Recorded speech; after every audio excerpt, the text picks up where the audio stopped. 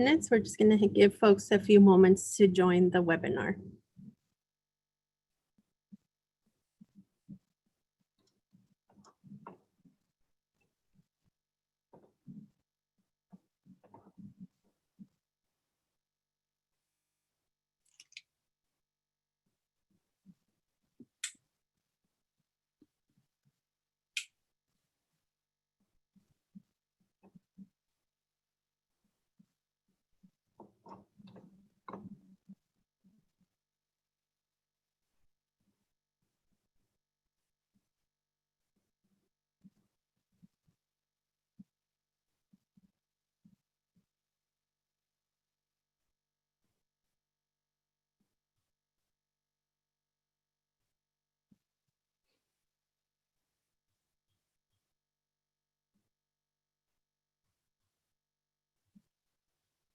Welcome. Just one more minute just to give folks another minute to join. Thank you for joining us.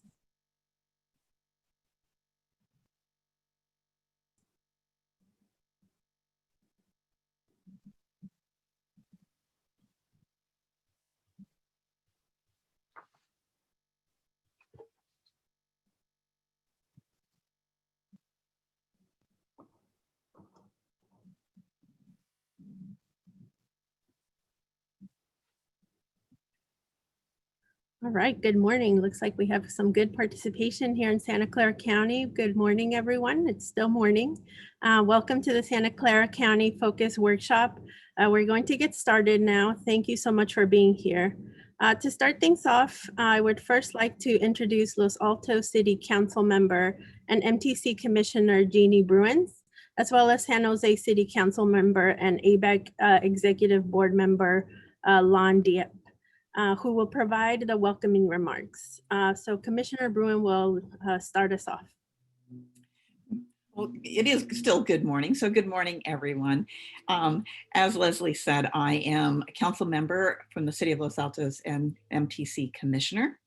And my name is Jeannie Bruins. And I do want to welcome Lon Dieppe, who is the San Jose City Council member and ABAG Executive Board member. And we both welcome you to this Plan Bay Area 2050 Digital Public Workshop. Next slide, please. We are happy that you are joining us this afternoon for a workshop focused in on Santa Clara County. I want to start off by saying that we hope you, your family, and loved ones are safe and healthy during this challenging time. This workshop is one of 9 county-focused workshops we'll be holding. Given the requirement to physically distance, MTC and ABAG will be holding all of these workshops digitally and by telephone. And while some of the information presented today will be about Santa Clara County, we welcome anyone to participate. Today, we will be seeking input on Plan Bay Area 2050's draft blueprint, a 30-year regional vision that seeks to create a more affordable, connected, diverse, healthy, and vibrant Bay Area for all. The draft blueprint is the first draft, let me repeat, it is the first draft of Plan Bay Area 2050, integrating 25 resilient and equitable strategies that aim to make the Bay Area a better place in the areas of transportation, housing, the environment, and the economy. The blueprint is a critical step in the Plan Bay Area 2050 process. And we have engaged the Bay Area public over the past 2 years in order to get input on the strategies, which we will be reviewing today. So again, I welcome you, and I'm now going to turn it over to my Santa Clara County colleague, Councilmember Dieppe. Thank you, Jeannie, and good morning, everybody. It's a pleasure to be here with you today as we present important information about the Bay Area to you, as well as to get your input. What we hear today will help us refine the draft blueprint, which is slated for approval this fall and will be integrated into the Plan Bay Area 2050 plan prior to its adoption in about mid-2021. Can I get the next slide, please? So in addition to acknowledging the challenges that we are experiencing because of this pandemic, we also want to state our support for the Black community and all communities who are affected by violence and injustice that has claimed too many lives here in the Bay Area and around the country. As regional agencies that focus on transportation, housing, and the environment and the economy of the Bay Area, it's our role to increase access to opportunity. So we stand side by side with those working towards a fair and just society. And again, on behalf of MTC and ABAG, I want to thank you for spending a couple of hours with us today to provide your input, which is very important to us. With that, I'd like to turn it over to MTC ABAG Executive Director, Therese McMillan, for opening remarks. Therese, take it away. Thank you. Terrific. Thank you, Councilmember Dieppe and also Commissioner Bruins. And as was stated, we're really thrilled that all of you can be joining us to as part of these 9 county-focused digital workshops that we've been holding since mid-July, and today we'll be wrapping those up. And it's been really an extraordinary effort on the part of staff and our wonderful regional leaders to outreach to you, albeit in this format. Your thoughts are incredibly helpful to us at this time. Before we begin the workshop, I'd like to mention MTC's equity platform, reflecting on the observations of both Commissioner Bruins and Councilmember Dieppe, highlighting MTC and ABAG's commitment. These agencies adopted an equity platform that highlights their commitments to infusing equity throughout regional projects and programs. For more information on the equity platform, the URL is listed here. And as you will hear today, equity continues to infuse all of our concerns, and particularly as we develop this long-range plan. The Plan Bay Area 2050 Draft Blueprint is a culmination of 2+ years of work and talking with the public about their vision for the Bay Area and the strategies that will help make that vision a reality.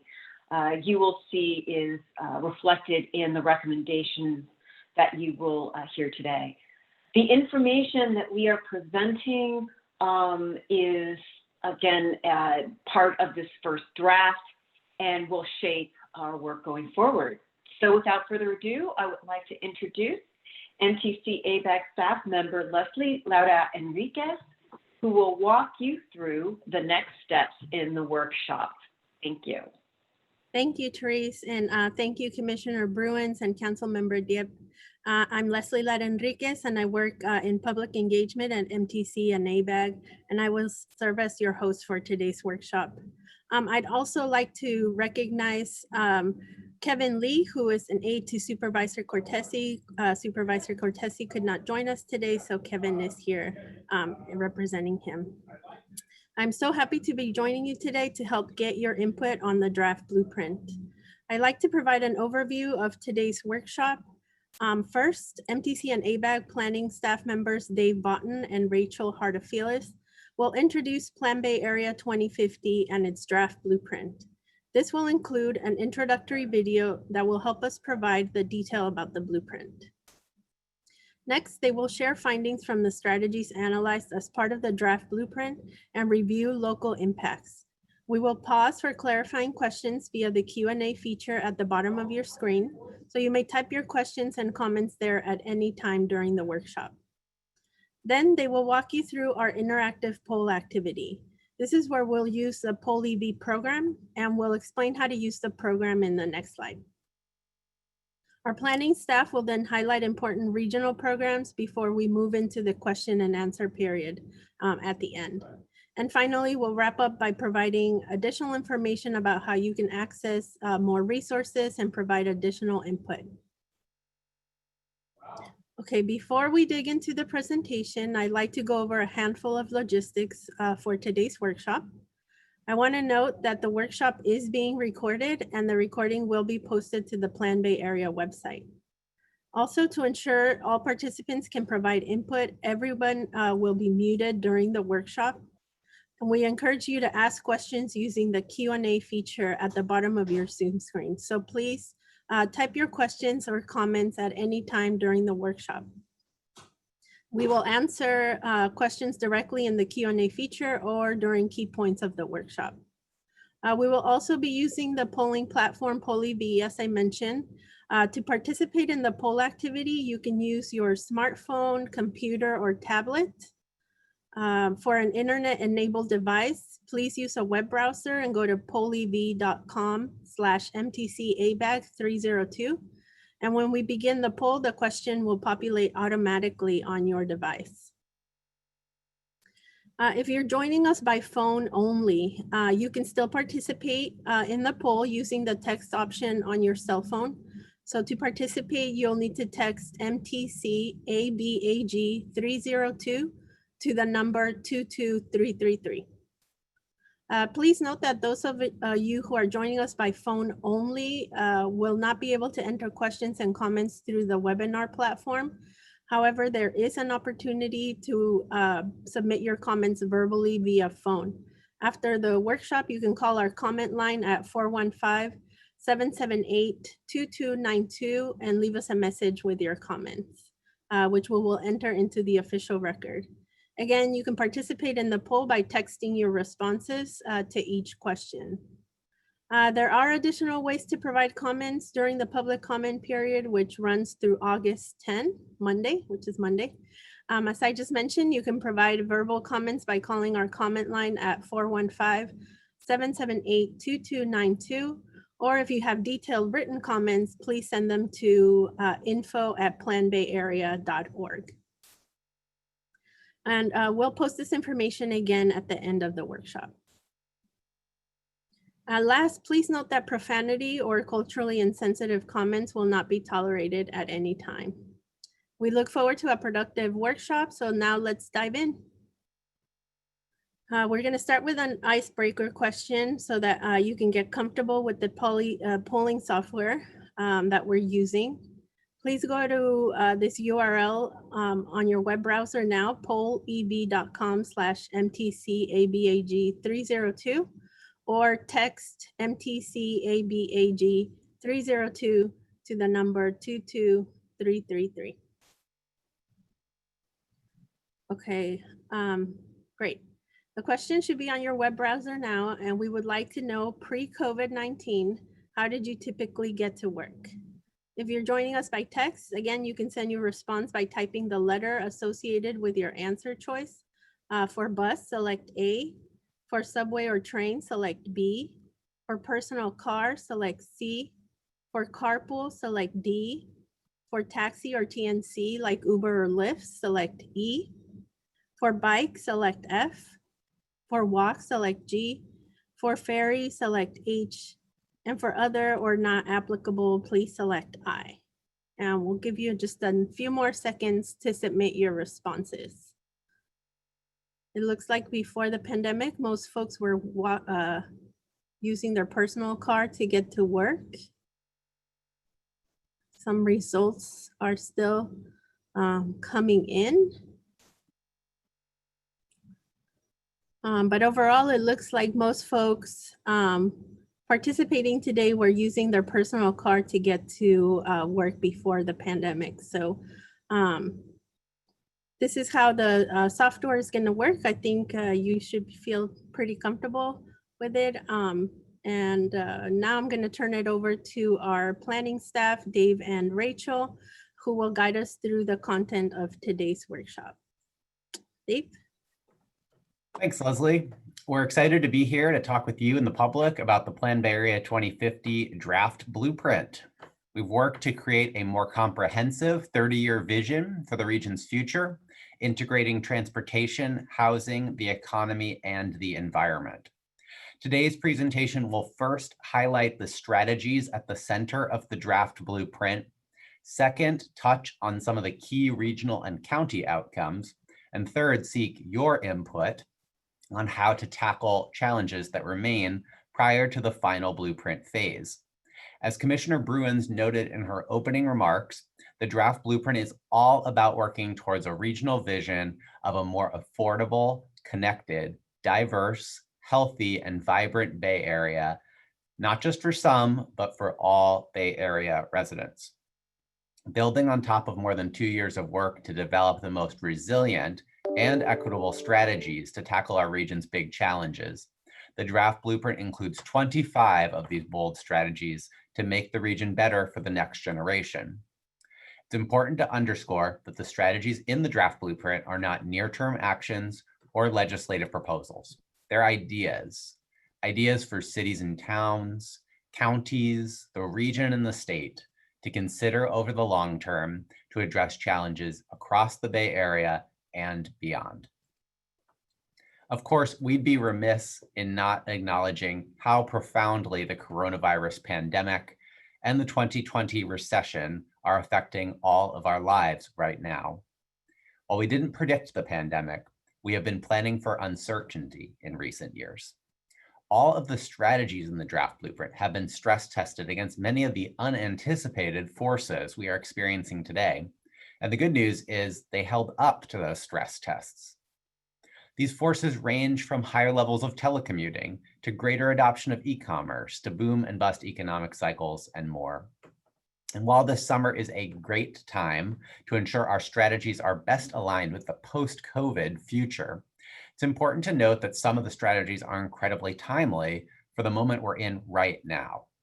These include quick build bicycle improvements for a world where public transit has much lower capacity requirements, renter protections for families at risk of eviction, childcare subsidies and other services for our essential workers, and of course, expanded open space investments for a point in time where we are all too often seeking respite from sheltering in place at home. Now let's learn a little bit more about the full suite of draft blueprint strategies through a brief video. And if you have trouble seeing or hearing the video, I'll note that we'll post the link to the video in the chat. Again, feel free to type in your comments and questions into the Q&A box at any time during the presentation, and we will answer them at set points during the workshop.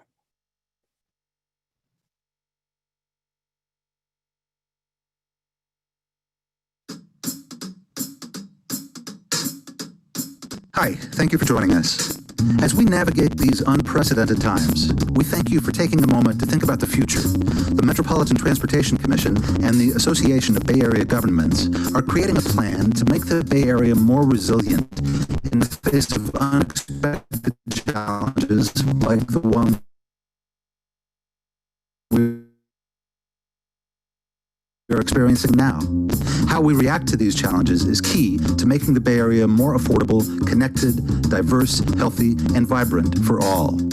Over the next few minutes, we will outline our ideas for the future in a plan we call Plan Bay Area 2050, the regional vision for transportation, housing, the economy, and the environment for the next 3 decades. The heart of the plan, what we are calling the blueprint, is what we'll be focusing on today. Over the last 2 years, we asked people like you for ideas on solutions to meet the Bay Area's transportation and housing challenges and ensure the region's economic resilience and extraordinary natural beauty. We analyzed the most promising recommendations to come up with 25 proposed strategies, which together make up the draft blueprint. We're excited to share these strategies and hear how we can fine-tune them in the months ahead. We're looking to improve our transportation system by considering how we can maintain and optimize existing infrastructure, create healthy and safe streets, and enhance regional and local transit. These include integrating fare payment and trip planning for all Bay Area transit agencies, lowering speed limits and redesigning local streets with community input to promote walking and bicycling, including 7,000 miles of new bike lanes and paths, and advancing transit projects with high ridership, such as a new Trans-Bay rail crossing. We're committed to advancing bold housing strategies that can spur Bay Area housing production, including affordable housing in walkable communities. We can do this by reducing barriers to build housing near transit, transforming aging shopping malls and office parks into neighborhoods, and requiring more affordable housing units be built. To ensure the resilience of our region's economy, we're exploring how we can increase wages and shift the location of jobs by retaining industrial lands that can help us maintain a healthy manufacturing sector, discouraging development of new office parks in areas not well served by transit by imposing a fee on new developments, and expanding a 50% childcare subsidy to all low-income households with children under 5, allowing more parents to remain in or enter the workforce. And to protect the natural environment that makes the Bay Area so unique, we are considering how we can reduce risks from hazards and minimize our impact on the environment by adapting to sea level rise in our coastal and bayside communities, expanding our climate program, which implements innovative projects to reduce transportation-related greenhouse gas emissions, and ensuring development is focused within existing city boundaries. Thank you for joining us. Please engage with us on the plan by visiting planbayarea.org or on Facebook and Twitter at MTC-BATA. Your input will help us create the final blueprint, which will feed into Plan Bay Area 2050. Thank you.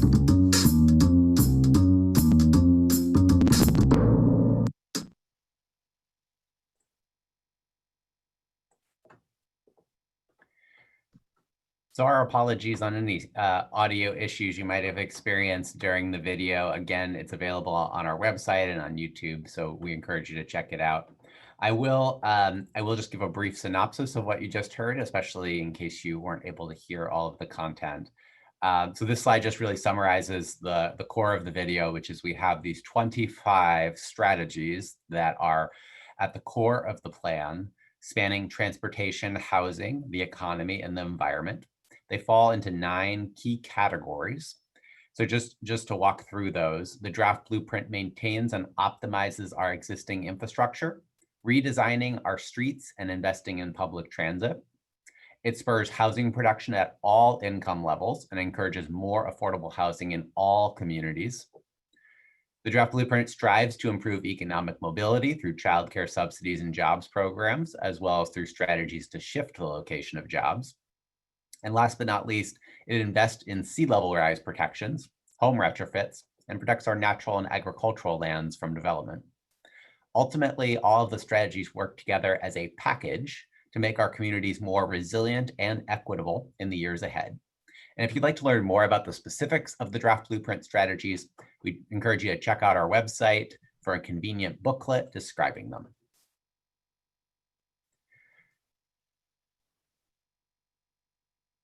This is not the first time we've done public engagement for Plan Bay Area 2050. In fact, in fall 2019, one of our prior rounds of outreach, we got nearly 13,000 comments from pop-up workshops across all 9 counties, as well as through an online tool known as the Mayor of Bayville. We were pleased to see the amount of support for taking bold actions to make the Bay Area better for future generations. 90% of the comments we received at that time were supportive of the strategies integrated into the draft blueprint. And while we can't be there with you in person today due to the need for physical distancing, we know that your feedback at these virtual events and through our other virtual means of getting feedback will help us further improve the final blueprint slated for release this fall. And it's a great opportunity to focus the strategies to more directly address the needs of the post-COVID era. So let's talk a little bit about the draft blueprint and the outcomes for the region. Combined, the 25 strategies make significant progress on some key regional issue areas. Of course, they don't solve all of our region's problems, and that's why we're gathering here for this workshop today, so you can give us feedback on how to move that needle even further. Starting with the housing outcomes, one notable highlight is that the draft blueprint's housing and transportation strategies would enable us to start reversing a decades-long trend of rising unaffordability in the Bay Area. As of 2015, the average Bay Area household spent 57% of their household income on housing and transportation. But by enabling more housing growth near transit and in communities with well-resourced schools, we're projecting a forecasted reduction by 9 percentage points to 48% of household income by 2050. Now, this reduction is even greater for low-income households, which is important for our equity goals. This is driven by more permanently affordable new homes we call deed-restricted affordable housing, as well as through income-based discounts for for tolls and transit fares.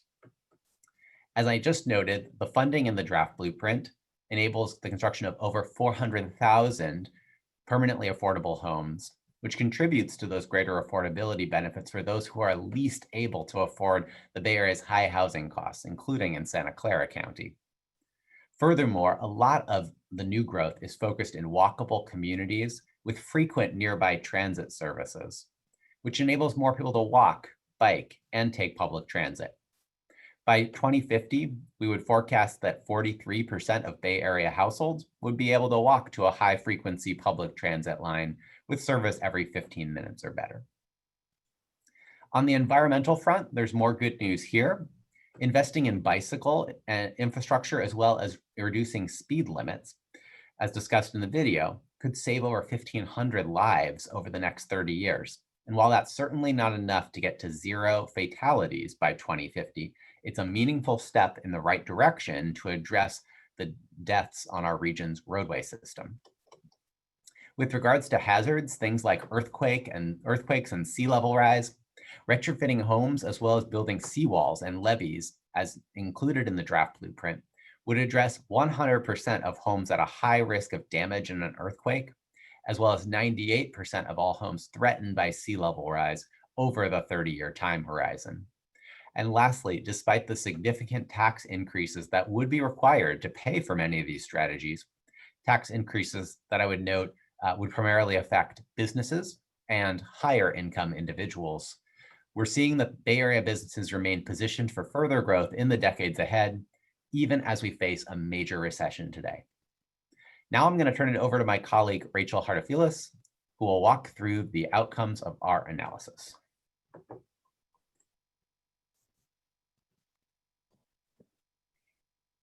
All right, thank you, Dave. So let's dig into some of the details related to the draft blueprint. The Bay Area is expected to grow by 2.7 million people and 1.4 million new jobs over the planning time horizon. To ensure that this additional growth doesn't lead to continued increases in housing costs, it's essential that we produce enough affordable housing to meet this demand, as well as to address the overcrowding and displacement that we see today. For some households, this means market rate construction, and for others, we need to have public subsidies to ensure the rent or mortgage is within reach. To do this, the draft blueprint includes 1.5 million new housing units, including over 400,000 permanently protected housing units for the lowest income households. Importantly, the draft blueprint includes 1 new home for every 1 new job. This slide shows where that growth might occur with the strategies that are included in the draft blueprint. You can see here on the left side that 41% of all housing growth is forecasted for Santa Clara County, the heart of Silicon Valley. Also, 27% of the growth is being forecasted for the East Bay and 20% for San Francisco and the Peninsula. The North Bay continues to have relatively limited growth. Approximately 14% of all new housing units would be in the North Bay. On the right side, you can see a breakdown of job growth. The trend here, also rather similar, shows a significant proportion, 44% of all new jobs, located in Silicon Valley, with continued clustering in the region's largest job center. Job growth is more limited in other parts of the region, but there's also significant growth in Alameda County, San Francisco County, and San Mateo County.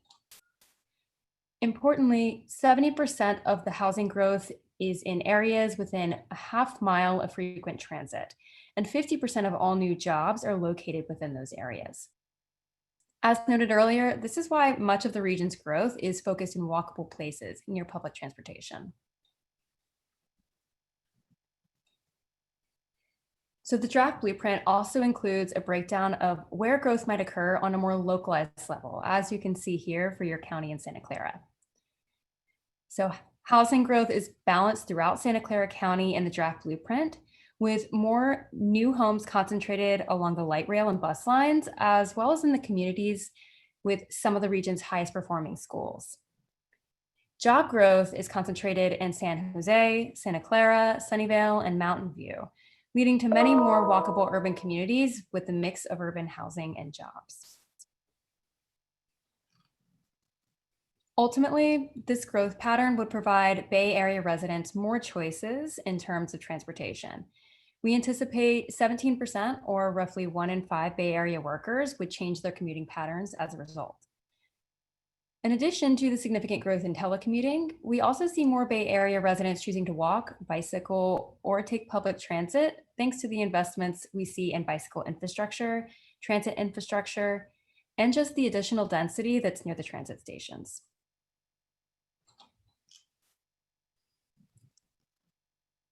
So we know that climate change is creating huge challenges for our region, as it's bounded by water on nearly all sides. Plan Bay Area 2050 is the first long-range plan that integrates sea level rise protections to make sure that communities are not flooded due to sea level rise. On the left, you can see a breakdown of the number of units at risk from sea level rise, and also the share of those units that are protected. Most notably, San Francisco, Marin, and San Mateo counties all have large numbers of housing units at risk due to sea level rise. But in those counties, as well as most other counties in the Bay Area, a system of levees, horizontal levees, marshland restoration, and other types of environmental protections ensure that nearly all of the homes in those communities are protected from flooding. In total, the protections in the draft blueprint protect 89,000 homes from flooding, with just 2,000 homes still at risk, and 166,000 job sites with just 10,000 jobs unprotected. The strategies also include 100,000 acres of marsh restoration, as well as protections or elevations of all major highways and rail corridors through 2050. So what does this mean for your county in terms of infrastructure improvements? As you can see here, some of the key transportation projects that you may see in Santa Clara County include BART to Silicon Valley, the second phase of that development, Stevens Creek Light Rail, and an Express Lanes network. And some of the highlighted shoreline segments protected here include the entire Santa Clara County shoreline being protected, with assets such as Capitol Corridor, that Alviso sector protected, as well as over 13,000 acres of marshland restored in that process. So while we make a lot of progress in the draft blueprint, advancing equity, improving affordability, and protecting the Bay Area's environment, we're still falling short on one central environmental goal, and that's addressing climate change. Plan Bay Area 2050 is required by state law to include strategies to reduce greenhouse gas emissions by at least 19% per person by the year 2035. From tolling the region's freeways to enabling more growth near BART stations and more, the draft blueprint strategies we've showcased today move the needle quite a bit. We estimate that they could yield up to a 12% percentage point reduction as a result of all of the strategies combined. But the state target is 19 percentage points. This means that the remaining gap of roughly 7 percentage points will need new or expanded strategies in the final blueprint to close that gap. So now I'm going to turn it back over to Leslie, who will introduce the staff that will help us identify any clarifying questions that we may have received thus far. Leslie? Thank you, Rachel. Okay, we will now answer any clarifying questions that may have come in through the Q&A box. So I'd like to introduce my public engagement colleague, Ursula Vogler, who will manage the questions, which then Dave and Rachel will help answer. If you haven't already, please type your questions into the Q&A box, and we will work to answer as many as we can. For the first Q&A period, we will focus on clarifying questions, and then we'll do more detailed questions and comments during the second Q&A period toward the end of the workshop. As a reminder, for those of you joining us by phone only, you will not be able to ask a question as part of this meeting. You can jot your questions down now, and after the workshop, you can call our comment line at 415-778-2292 and leave us a message with your comments, which we will enter into the official record. Again, you can also send us an email with your comments at info@planbayarea.org. So now I will turn it over to my colleague, Ursula. Ursula? Thank you, Leslie, so much. So thank you so much. I'm Ursula, as Leslie mentioned.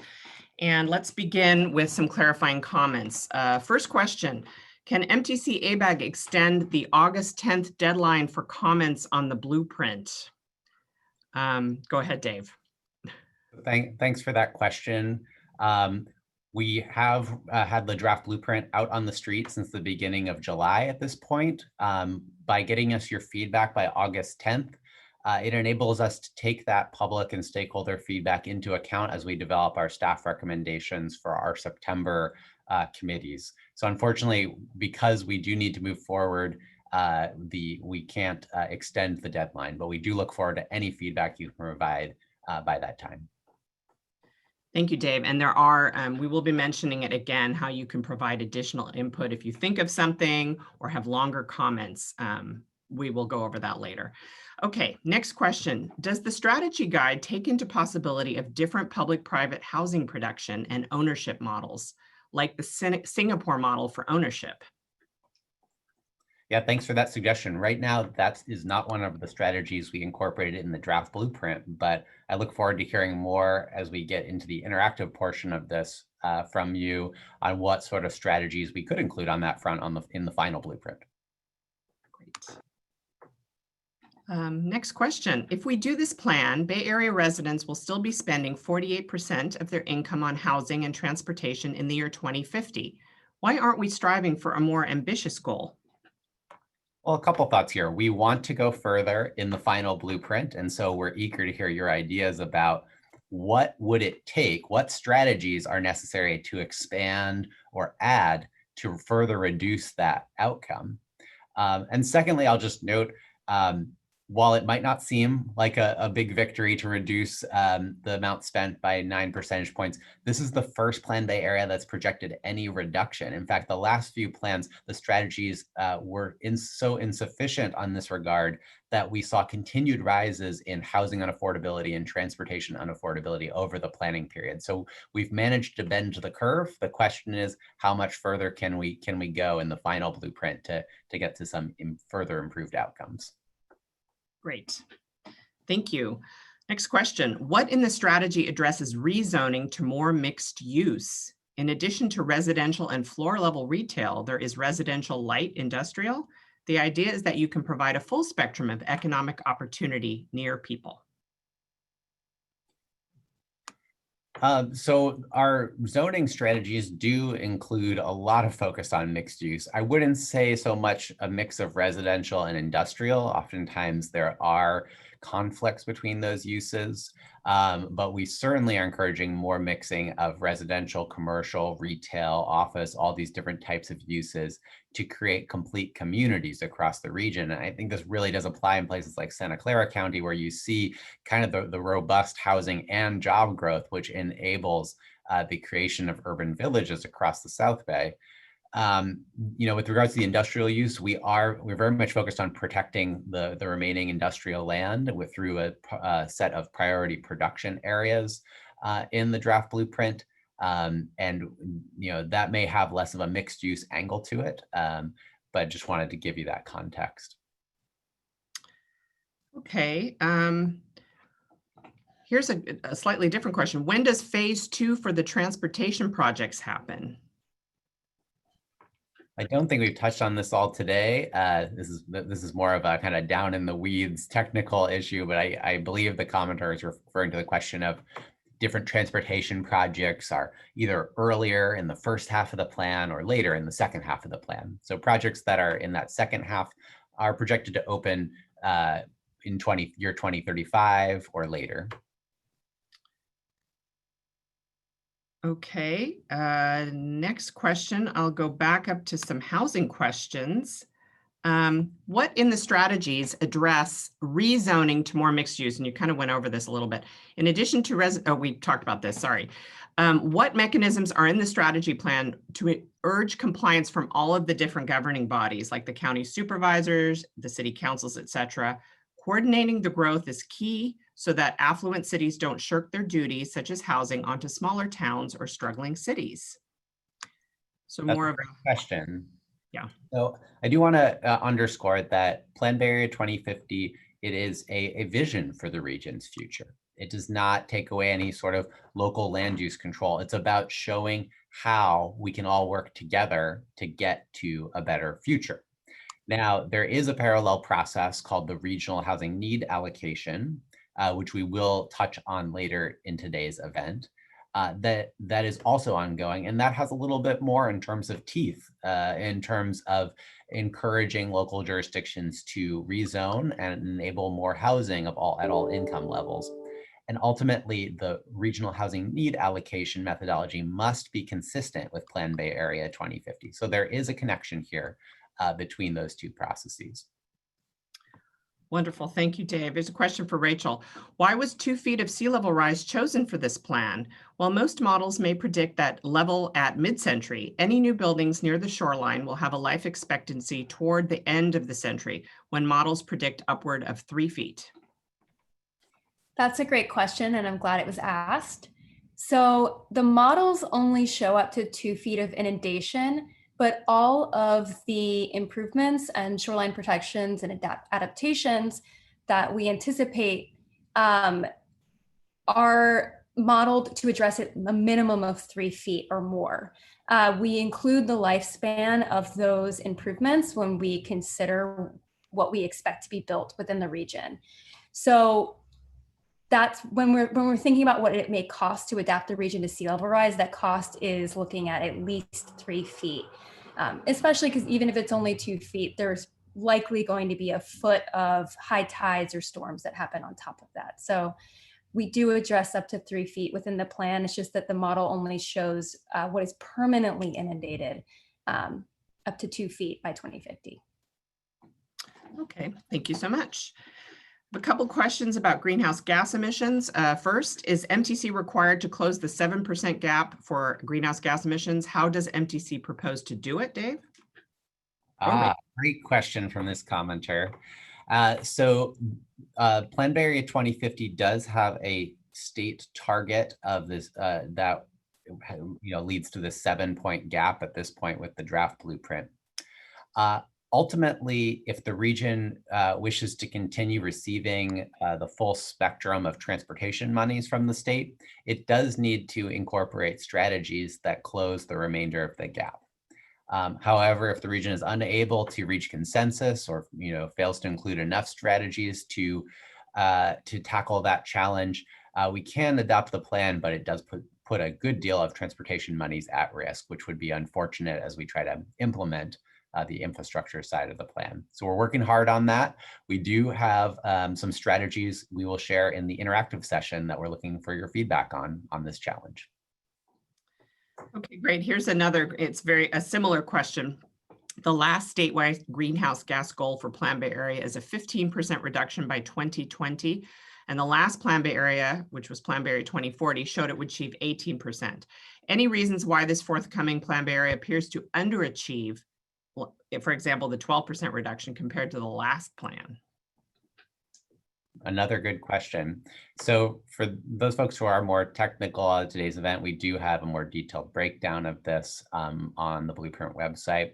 But basically, the short answer is that if we simply adopted the previous Plan Bay Area 2040, instead of achieving 15 percentage points of reduction, with the new assumptions from the state and from the region that often make it, create headwinds towards reducing our emissions, things like gas prices not going up as quickly as previously anticipated, that plan would only have a reduction of 1 to 4 points versus the 15 points from the last plan. So the draft blueprint got us 8 points closer to the 19-point target. So it moves us in the right direction, but even more strategies will be needed. Great, thank you, Dave.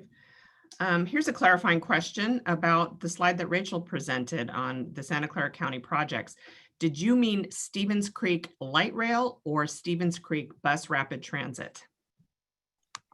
So this is a proposed rail project that would connect San Jose with Cupertino. As you probably noted in our presentation today, Santa Clara County is in the draft blueprint forecasted to see a significant amount of growth. And that's why it's important we invest in better transit options throughout the South Bay. So that's not just the BART extension or investments in Caltrain, but it also includes some new rail projects. The exact type of mode for this rail line has not yet been fully identified, but this was a project we did receive through our process to date, and we've recommended some regional discretionary funding to move that forward. Great, thank you, Dave. Next question. You mentioned that all strategies would work together. Does that mean that the strategies are set or they can be added or removed? At this juncture, we can add, remove, or modify strategies. So that's what the interactive activity we'll be doing next will be all about. Great. Next question. Does the blueprint account for maintaining industrial lands, especially for construction materials that will be needed for growth?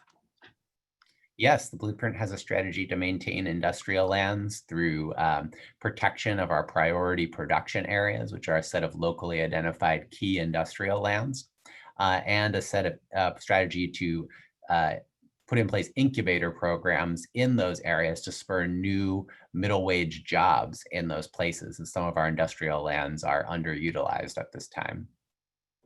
Great. Next question. One-to-one housing job production doesn't seem to take into account the current disparities as seen by long commutes. How will the current deficit be made up? Well, it's important to remember that there's usually about 1.5 jobs to every housing unit in the region, right?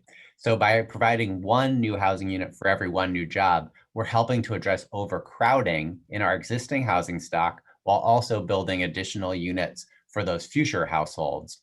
And that's why we see a reduction of number of people per housing unit in 2050 compared to current conditions. Great. Another housing question. How do we encourage cities with higher job density build as much housing as new jobs that they add? That's another great question.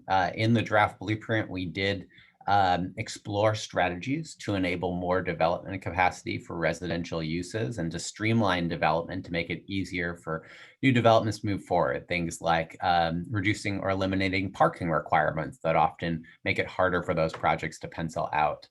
But I would also kind of turn it back to the commenter, and as we get to the housing discussion in a few minutes, I think we'd love your feedback on how to do that as well. Great. Next question, how are the transportation expenditures being matched up with the proposed distribution of housing growth regionally? So there's a lot to this question. I won't be able to get into all of it, but all of the proposed transportation projects were submitted to MTC for a robust project performance evaluation in 2019, which enables us to understand which investments would yield the greatest gains per dollar spent. And over the course of the last 6 months, we've also been working closely with project sponsors to refine their investments for inclusion in the final blueprint. Ultimately, there's a set of different investments. The regional discretion dollars are put towards different counties depending on their needs. VTA also played a role in assigning tens of billions of dollars in the plan towards specific projects on the local and county level. And we've made sure to invest in some key projects that would serve the biggest growth areas in the South Bay. BART to San Jose Phase 2, additional investments in the Caltrain line that serves the western part of the country, western part of the county. And that recommendation that I noted about a new rail line along Stevens Creek, which was specifically included to make sure not only were we providing sufficient funding to Santa Clara County, but also to serve these major growth centers that are envisioned in West County. Great, thanks, Dave. I'm going to ask just a few more questions and then we'll turn to the interactive poll portion of the program. Next question, how does this plan tie into BART and Caltrain? How do we encourage trains that are faster, have more capacity, and are more frequent so that residents in farther, less affluent areas commute to their jobs efficiently? So in the draft blueprint, we included a strategy focused on high ridership, lower cost transit projects, and that included the BART core capacity project. When you hear that, you might think, oh, this is an investment that's all about the Trans-Bay core of the system. Well, actually, that's not the case. By enabling more capacity in the core, we're actually able to provide 12-minute frequencies on all the BART lines, which reduces the time you'd have to wait for a BART train in the South Bay as well. It also includes those major capital investments to extend BART further into Santa Clara County and connect it to the Caltrain system.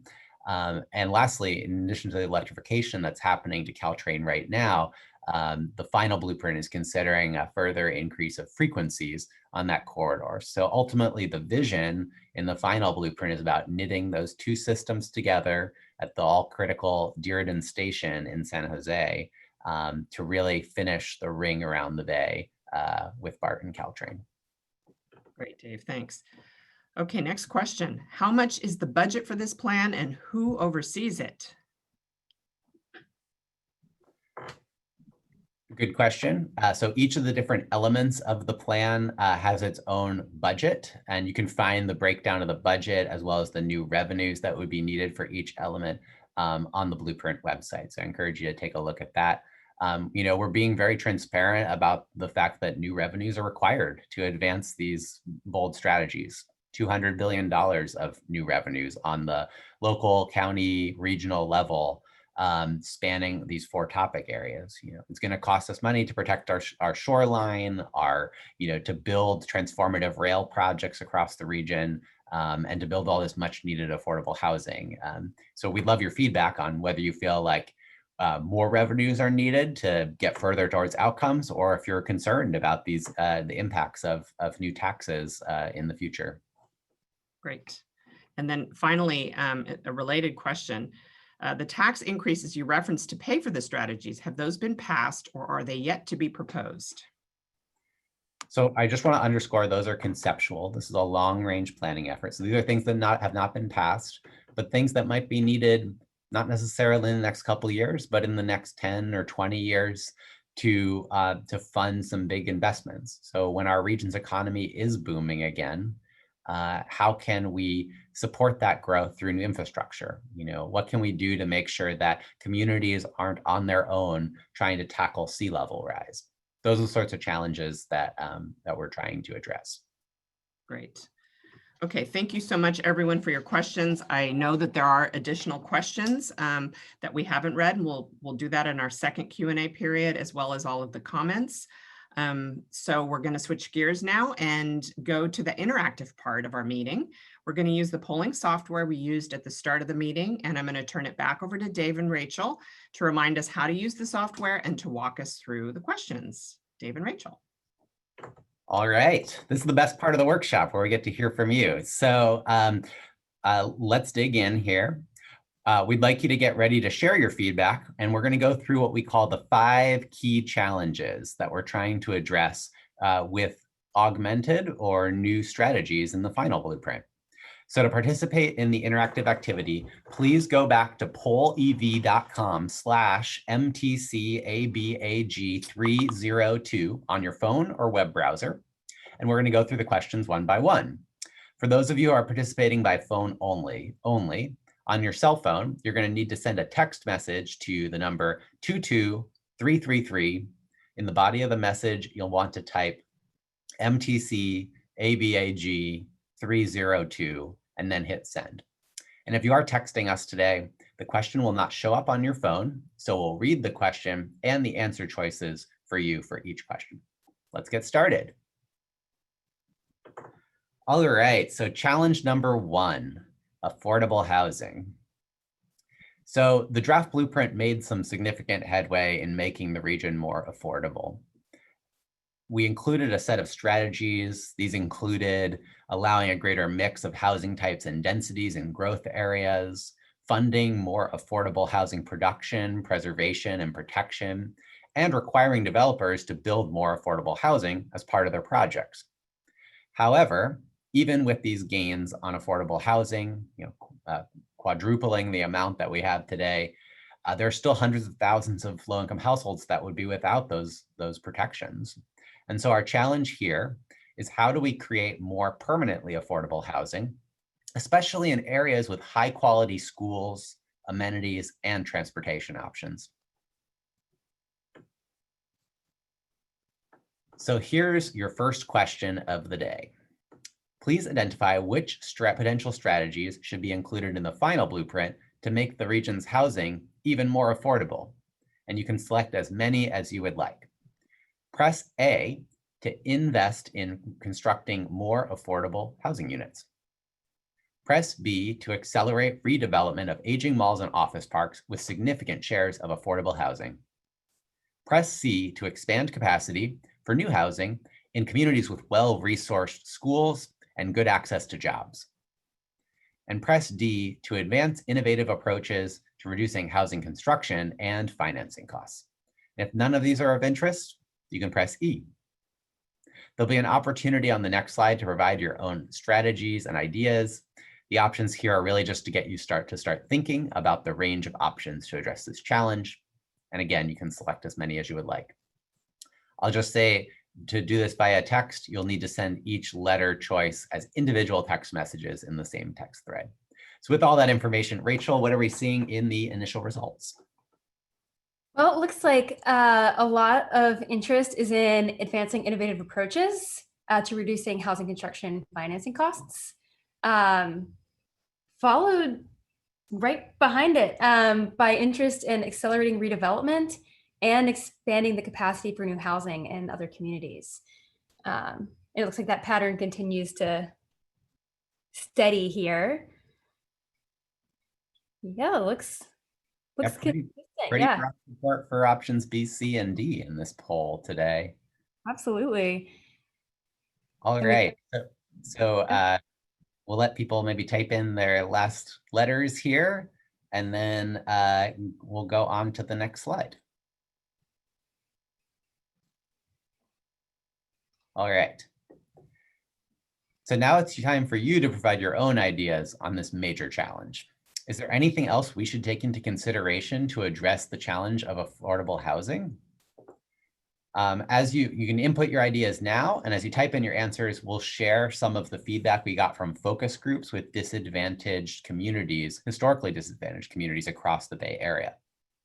We heard from members of the community that the affordable housing challenge isn't just about having the units.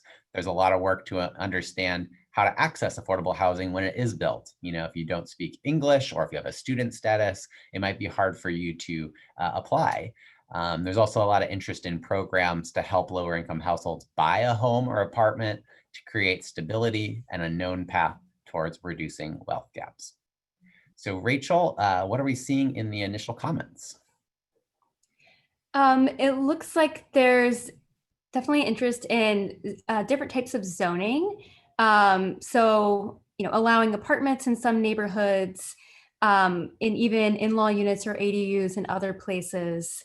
So that's something we're consistently seeing here. And also some interest in community land trusts to buy up homes for different communities. What can you see here, Dave? It's moving quick. We've got a lot of ideas. Yeah, lots of stuff coming in here. And again, we will review all this feedback after the workshop. Looks like we see some support for revising policies and codes to promote more residential development and densities. That's the sort of stuff that was in the draft blueprint. Also interest in taxing the rich, big businesses to maybe pay for the affordable housing that's needed. And a great comment about schools, that the strategy should include school funding in areas that are transit accessible. Thanks for that feedback. Rachel, what other comments have we got? We have some comments about the review, participation from the public and engagement. So, diversifying public participation when we're engaging with different kinds of projects, making sure that people are involved. Another comment for community land trusts. And so making several comments about deed restricted housing. So making them more affordable for people, as well as providing public housing for the homeless population. Yeah, and I'll underscore, I mean, I see a few more things coming in here. Again, the comments about eliminating single family zoning. We did explore some of that in the growth geographies in the draft blueprint, but we've also heard comments that maybe that strategy should be applied region-wide in the final blueprint. So more to consider there. Also seeing feedback here about streamlining the process, redeveloping public parking lots, great feedback there. And financial support for community development corporations to preserve small buildings. We've heard that comment and the comments on the land trust at a few of our county workshops now. So thanks for that feedback. Yeah. Anything else you want to add, Rachel, before we wrap up? Yeah, I see a lot of people making connections to jobs and that job housing connection and how that creates affordability. So that's something that we're definitely considering within the plan. And it's really good feedback to know that people are making that connection and to hear your ideas about it. All right, so if you're typing in your thoughts here, finish them, send them along. You do know that if you submit something after we move on to the next slide, we will still capture it in our records here. So lots of great feedback, comments about Prop 13 coming in. So I think we're gonna move on now to challenge number 2. So take it away, Rachel. Great, thanks, Dave. So here's what we've integrated into the draft blueprint for traffic congestion and transit crowding. So we've integrated looking at advancing high ridership transit projects. We've also looked at reforming regional transit fare policy and at implementing per mile tolling on congested freeways with transit alternatives. However, traffic congestion and transit overcrowding continue to worsen on many of the freeway corridors and many transit systems. So our challenge is, how can new or expanded strategies alleviate traffic congestion on suburban highways and reduce overcrowding on bus and rail lines? So we'll go ahead and ask for your assistance here.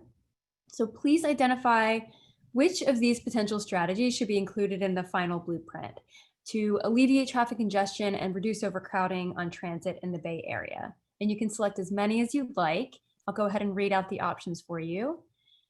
If you'd like to select implement all lane tolling on high traffic freeways with transit alternatives, press A. For invest more in world-class bicycle and pedestrian infrastructure to make it easier to reach local destinations without a car, press B. To build more express lanes with robust express bus services, press C. To redesign public transit systems to provide more seamless transfers and focus service on high frequency routes, press D. To extend regional rail services to new communities and increase the frequency of service, press E. To widen highways and expand interchanges to yield short-term congestion relief, press F. And you can press G if none of the above interest you. So we have a lot of results coming in thus far. What do you see, Dave? It looks like there's a lot of movement. A lot of interest in public transit. Looks like our top 2 strategies right now are extending regional rail services to new communities. Definitely a number of those new lines down in the South Bay in the blueprint, as well as redesigning public transit systems to have more seamless transfers and building that world-class bicycle and pedestrian infrastructure. I'll note that the draft blueprint included 7,000 miles of new trails, bikeways, neighborhood greenways, and the like. And many of those are going to be in places like Santa Clara County, where there's a lot of growth in the future. And that creates opportunities for denser communities, more walkable and bikeable communities. So I think that's an area that could be really exciting and transformative. Less interest looks like here in widening highways and expanding interchanges to yield that near-term congestion relief. Yeah, it looks like it's seeming to steady out now. I don't know that we have any more responses coming in, but that's great to see so much interest in public transit. I think, we have a little more interest in all lane tolling. Great. Well, I think we can start to move forward. Bike infrastructure just had another little bump. And let's explore some of your ideas on the next slide. So we'd love to hear your other ideas now. Is there anything else we should take into consideration to address this challenge of congestion and crowding? And you can start submitting your answers now. So see a few of those begin to pop up. And we've asked a lot of different communities within the region about what their comments were for this topic. And when we've held focus groups, we've heard a lot of comments about some of the changes that would make a difference compared to some of the big ticket strategies that are discussed. So things like ensuring the elevators at train stations are working, or that individuals have a way to reliably know when a train, bus, or ferry will arrive, or simply just make sure that the crosswalk lines are bold so that drivers know where to stop. And folks also wanted to see transfers between transit systems, say like the ferry to the bus, and also for those to be better timed so that people aren't left waiting unnecessarily. So we have a lot of ideas coming in thus far. What do you see, Dave? Wow, we got a lot of comments, so I'll just try to jump in here. One person says no highway widening. That's pretty consistent to the draft blueprint, which doesn't include any new highways. Also seeing comments about more housing near jobs, so people aren't driving or on transit for as long. That was a core element to the jobs housing balance actions that really focused the jobs and housing in Silicon Valley in the draft blueprint. Also seeing some comments here about flexibility in terms of working hours, culture shift for telecommuting. I think we'd love your feedback on specifically how we would play a role to encourage that cultural shift. Other feedback here, a great comment that much of driving is not related to work. It's taking people to activities and appointments and et cetera. That's a great point. Although we're looking at more telecommuting as a strategy in the final blueprint, only about 20% of trips are commute trips. So if all we're looking at is telecommuting, that doesn't get us to the 80% of other trips that that we want to serve through different modes of transportation. Yeah.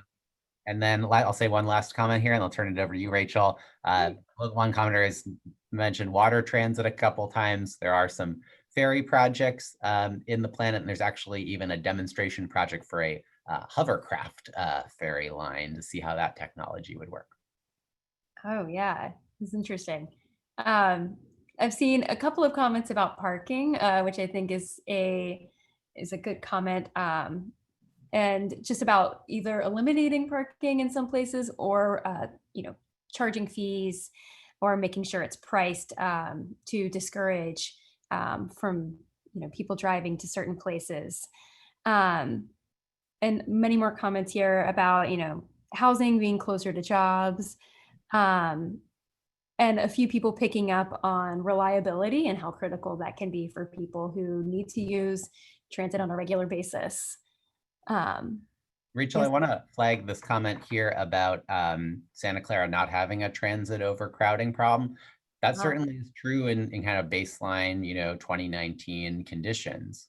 But that's a big part of why Santa Clara can play a role in going forward. There's underutilized assets like the VTA light rail system that can serve as a spine for future development and growth, and really encourage mixed use job centers along the way. So I think that's part of the housing strategy. It's part of our transportation strategy as well.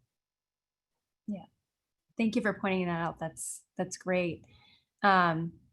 Yeah, there's a few comments here that I think are really COVID appropriate too, focusing on the opportunity of telecommuting and what potential that could have for releasing congestion and transit crowding. That's awfully timely. Great. So, and then many more comments about buses and rapid transit. It's a big opportunity there. And I think, Great. Rachel, Anything else? there's one comment here about the new BART tunnel. I just want to mention that briefly. I know it might seem really far from Santa Clara County, but one of the things that a new BART tunnel between San Francisco and Oakland does is it could, if it's BART, it could double the frequency on the BART system. So all those trains that are running down to San Jose now could come twice as often with a new Transbay tube, which would be transformative, every 3-minute service in San Jose. I think, Rachel, we may need to move on to the next challenge. Like, things just keep coming in here. I don't know if there's any last comments you want to spotlight. Yeah, this is great. I see some interest in investing in Caltrain and making sure that that sticks around as a resource for folks. So we've gotten a lot of really good feedback here. Thank you so much for the responses thus far. We're going to continue to take this feedback. We'll read all of these comments. So if you're finishing up our response, feel free to keep typing and as we move to the next slide. But just a quick reminder that this section will close when the next slide poll is presented. So try to get your comments in now so we can get as much of your feedback as possible. And Dave, I'll hand it back over to you to address displacement, our next challenge. All right, challenge number 3, displacement, which is certainly a challenge that we face today in the Bay Area, but as we look ahead to the future, could get even worse. In the draft blueprint, we did include some new strategies to try to tackle this challenge. That included further strengthening renter protections beyond state legislation, reducing barriers to housing in areas near transit, areas with high opportunity, and also expanding childcare support for low-income families so they can continue working, can augment their income, and maybe that allows them to keep paying the rent and stay in place. And yet, despite these strategies and others to address displacement, the risk of displacement in most communities is anticipated to keep growing over time. So here's the challenge for displacement. How can we further ensure that low-income residents and communities of color are not ultimately displaced to areas with limited access to opportunity? All right, let's get your votes in here. Please identify which of these potential strategies should be included in the final blueprint to address displacement in the Bay Area. And again, you can select as many as you would like.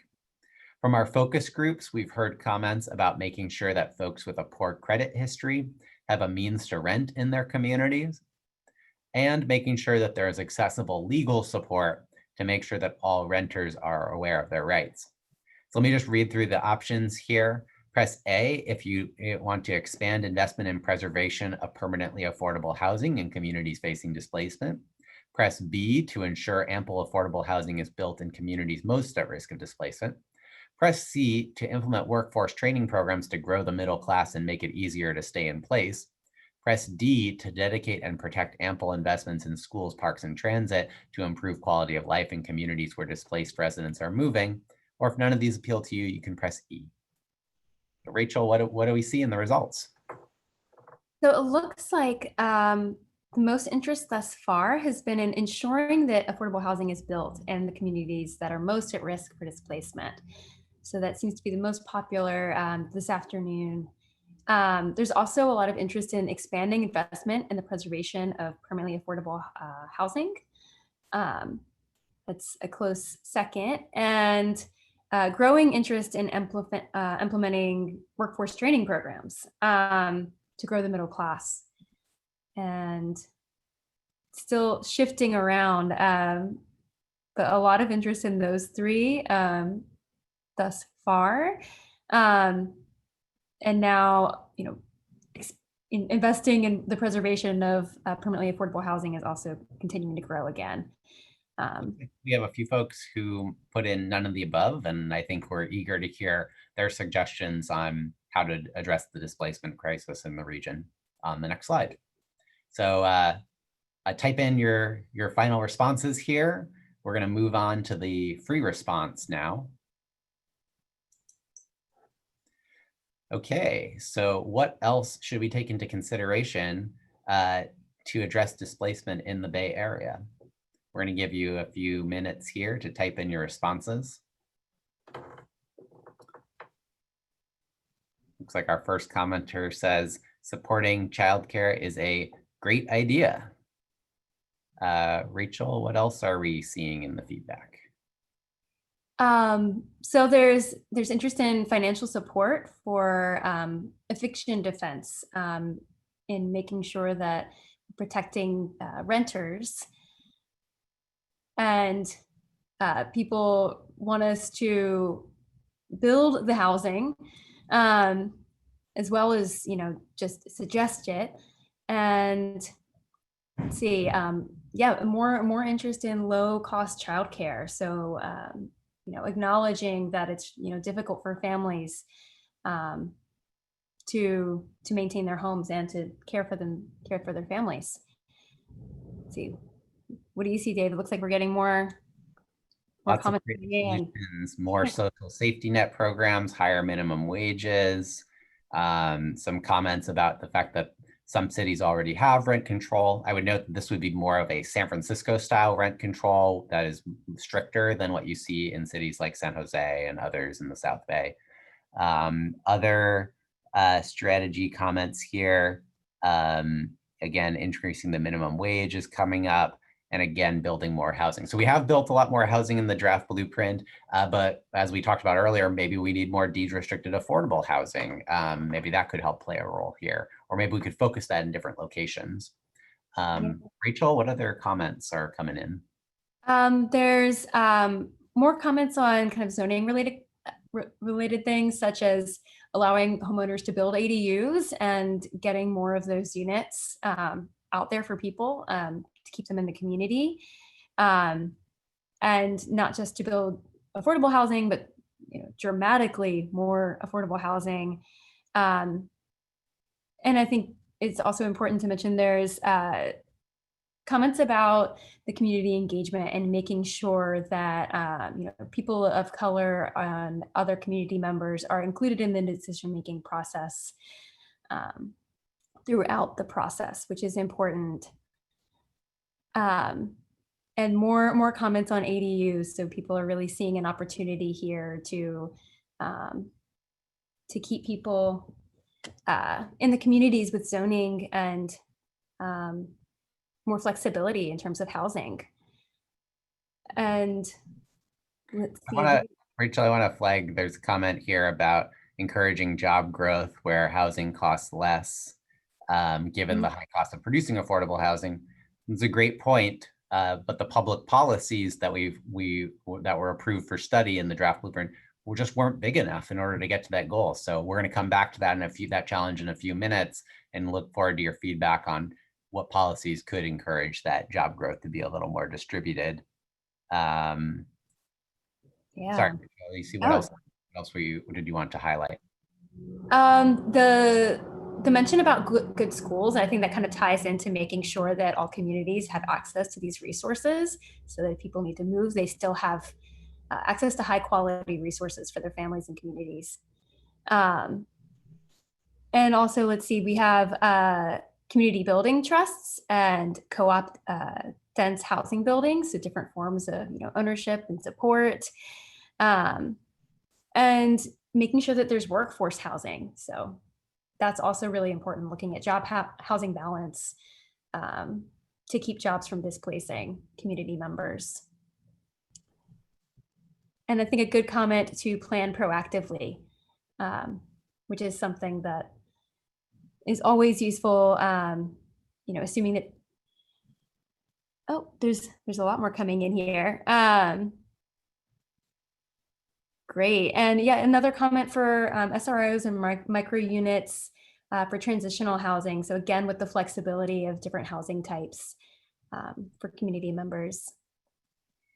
It's just great. We've gotten a lot of good feedback and continues to come. I think there's a good implementation comment.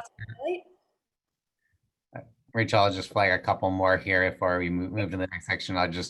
I see a great implementation comment about consolidating agencies and reducing regulatory confusion. It's true, it's we have a complicated government landscape in this region. How can we make it easier? And, while also providing those opportunities for public and neighborhood engagement on all sorts of different projects.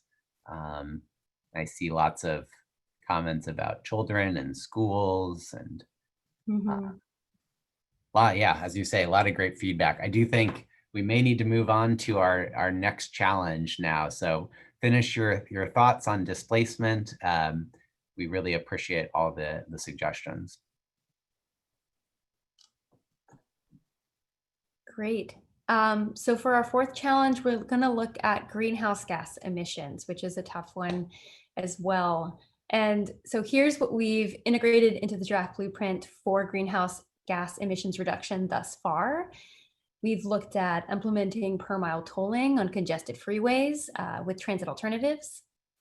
And we've also looked at building a complete streets network and implementing reduced speed limits, and allowing a greater mix of housing types and densities, especially near frequent transit. However, the draft blueprint only gets us halfway to our emissions reduction goal. So our challenge is, how can we further reduce transportation-related greenhouse gases to reach critical climate goals? So I'll ask for your feedback here. Let's see here. I think we have a slide coming where we will get your feedback on these potential strategies. Here we go. So please identify which of these potential strategies emissions in the Bay Area. And you can select as many as you'd like.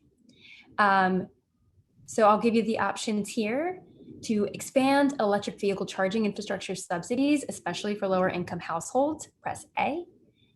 To postpone highway widening projects until a greater share of vehicles are electric, press B. So it looks like charging parking fees to disincentivize driving is popular, and so is expanding our electric vehicle and charging infrastructure. But it continues to shift a bit as we get more of your feedback. There's also a lot of interest in requiring mandatory work from home policies. It's also a popular policy. And many of you selected E for none of the above. So it looks like there's potentially some good ideas that you may have for us there. Right, 11% so far for that. Rachel, this is very, just for a little context for our viewers today, it's really interesting to see this feedback from Santa Clara County. The parking fees strategy, I believe one of the few other places where that was as popular as Santa Clara was actually in the city of San Francisco, where there was strong support for that strategy. So it's really interesting to see that feedback coming from Santa Clara County as well. Obviously, also noting there's support for the electric vehicles, which has been popular across the region too. Yeah, that's helpful to know. Well, great. It looks like we've kind of reached somewhat of a stasis here in your feedback. Thank you so much for your feedback thus far. And let's see some of your ideas, since many of you selected E. Let's see what you have for us on the next slide. So what else should we take into consideration to address climate emissions in the Bay Area? And you can start submitting your feedback for us now. And just so you know, some of the findings that we've had thus far from our CBO focus groups, we've received many comments about making sure that all communities have access to parks and green space. Having walking access to parks for all residents should be a priority to make sure that those without cars have a place to recreate and to get outside. And folks also wanted to make sure that development that does happen includes amenities like community gardens and clean energy systems. So making sure that new development has an environmental spin to it. So we have a lot of feedback coming in thus far already. Let's see, what do we have thus far? It looks like mandatory LEED ratings for large buildings. So looking at, climate efficiency on the building scale, And let's see, more transit or money for transit infrastructure on the existing freeways. What do you see here so far, Dave? We've got a lot coming in. I've seen housing and land use popping up yet again. Definitely key elements of our climate strategy. That's part of the reason why there's such a focus on housing and jobs in the same sort of places. So that way you can have those shorter trips. That's great feedback. Also seeing some feedback here about local incentives for renewable energy sources, improving public transit. Other comments on incentivizing work from home. That was something that we talked about on the previous slide. And just in more direct buses from farther residential communities. Great point on that. I wanted to highlight that there is a proposal for some high quality regional express bus lines that serve Santa Clara County in the final blueprint. And that includes a new line on 101 that would connect San Francisco and San Jose with kind of freeway stops in places like Cupertino and Mountain View. Great. I see a comment here about a complete streets network, especially to have low stress bikeway network where it's not just fragments and that are unuseful to people getting around, to making sure that those networks are really connected. That's great. That's great feedback. Rachel, I'm seeing another comment here about infill as a key way to reduce emissions. Certainly key part of the plan. One of the areas that's really envisioned for some of the most significant infill and development in the region is that Golden Triangle area of North San Jose, Mountain View, Santa Clara. Under the draft blueprint, that area would really transform from more of an auto-oriented place to a much more urban, dense, walkable community, really leveraging a lot of that light rail infrastructure that's been built over the years. So just kind of wanted to spotlight an example of that from the draft blueprint. Yeah, that's great. See, we also have something I just saw here and then lost. More reliable transit to places where displaced families are moving to, which I think is a good connection to our last challenge, making sure that people can access these other communities easily and get back and forth. And more comments about protected bike lanes and even subsidizing, potentially free bikes or subsidized bikes to get people on those forms of transportation. And let's see here, converting office parks to mixed use walkable neighborhoods. That reminds me of the strategy, we're looking at converting aging malls. And that's really similar. So it's something we're already kind of trying to investigate in the draft blueprint to see what those outcomes could look like for the region. Yes, Rachel, on that point, Santa Clara County just is a place of so much potential. I mean, it's such a great place in the region. It's near so many of our jobs. The largest job center of the region is in Santa Clara County. And a lot of it was built in that mid 20th century period where, some of those buildings are starting to show their age. And how can we reinvent our communities for the 21st century in a greener way, in a more affordable way, in a more equitable way? Santa Clara County is really poised for some exciting opportunities in this 21st century and could really become even better. I just want to highlight that as I think that's a great point. There's just so much of that suburban typology in Santa Clara, which presents some opportunities going forward. Yeah, that's great. And then we have more comments about engagement and making sure that community members are involved in these processes and these conversations, which is really good feedback. So yeah, this is wonderful. We've gotten some great feedback thus far. Let's give you just another minute or two to really get your comments in here. We're getting some great feedback on a lot of different subjects, making really good connections to the environment and to housing, as well as transportation. Rachel, I just want to spotlight, I really love this comment about rooftop gardens and parks on tops of office buildings and malls.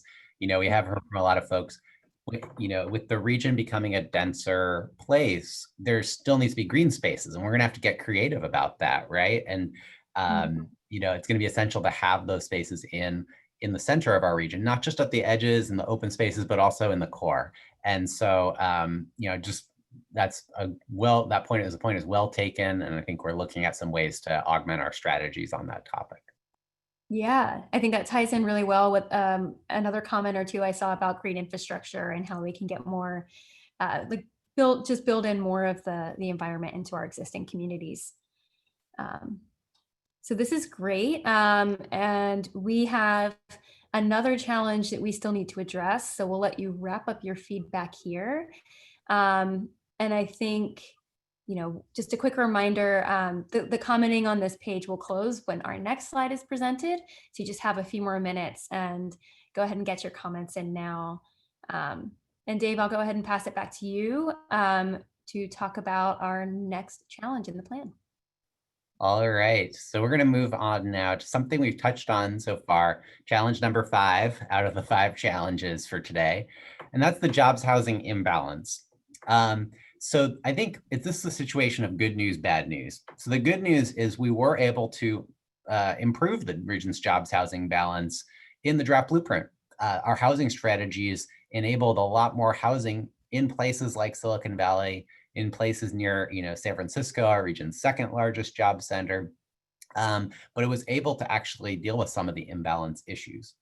Where we were less successful is our strategies that were designed to shift some of the jobs closer to existing housing communities in places like Contra Costa or Alameda counties. In the draft blueprint, we included a strategy to assess impact fees on new developments to discourage them from being in these auto-oriented, long drive, communities where there's a lot more jobs than housing. We also included a strategy to retain key industrial lands, make sure those jobs, especially in the East Bay, that they remain, East Bay and North Bay, that they remain as opportunities in communities. And then creating incubator programs in economically challenged areas. So there weren't very many incubators in Santa Clara County, given that it's so job rich. But in other parts of the region, we tried to spark some new businesses and new jobs there. And yet, despite all that, the jobs in our projections, they continue to cluster in Silicon Valley and San Francisco, far from many of today's existing housing-rich places. So the challenge here is, how could more ambitious economic strategies be employed to shift jobs closer to existing housing-rich communities? All right, so it's your turn to vote. Please identify which of these potential strategies should be included in the final blueprint to address the jobs housing imbalance. Press A to increase those fees that discourage development of new office parks in job-rich, auto-oriented communities. Press B to expand the business incubator program to create new small businesses in housing-rich communities. Press C to prohibit more construction of office buildings in communities that have many more jobs than homes. Press D to provide tax subsidies for employers to relocate middle-wage jobs closer to affordable housing. Or if you don't feel like this is a challenge, or if you think you have another solution to this challenge, press E for none of the above. So Rachel, what are we seeing in the initial votes?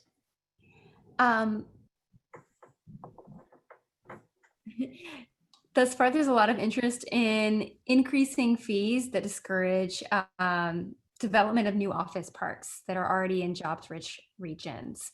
And that is consistently the most popular this afternoon.